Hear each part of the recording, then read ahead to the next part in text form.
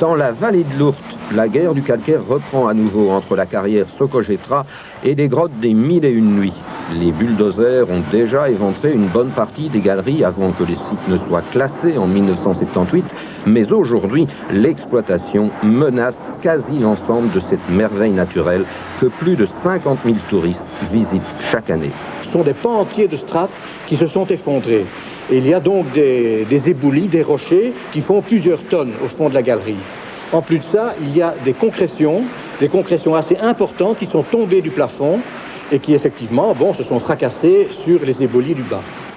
En fait, le touriste n'a pas accès à ces galeries, car une infime partie du réseau est accessible au public. Dans les étages inférieurs, 15 ou 30 mètres plus bas, seuls les scientifiques et les professionnels ont droit de citer. En outre, notre matériel et la sécurité ne nous permettent plus de franchir certains éboulis. Nous sommes à 150 mètres du front de taille de la carrière. Nous sommes ici au début des éboulis.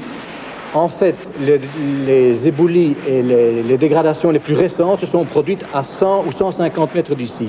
Mais progresser dans ces éboulis est relativement dangereux et c'est pour ça que nous ne pouvons pas les atteindre à l'heure actuelle compte tenu de l'équipe que nous sommes. Pourtant, à chaque tir de mine, un sismographe enregistre l'ampleur des vibrations et l'appareil révèle qu'on est loin d'un risque d'effondrement, du moins en théorie.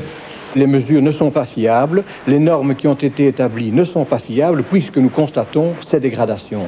Et en fait, il faut savoir que dans des massifs karstiques, dans des massifs calcaires comme celui-ci, l'endroit où on fait la mesure, eh bien, les vibrations peuvent être totalement différentes d'un point à un autre.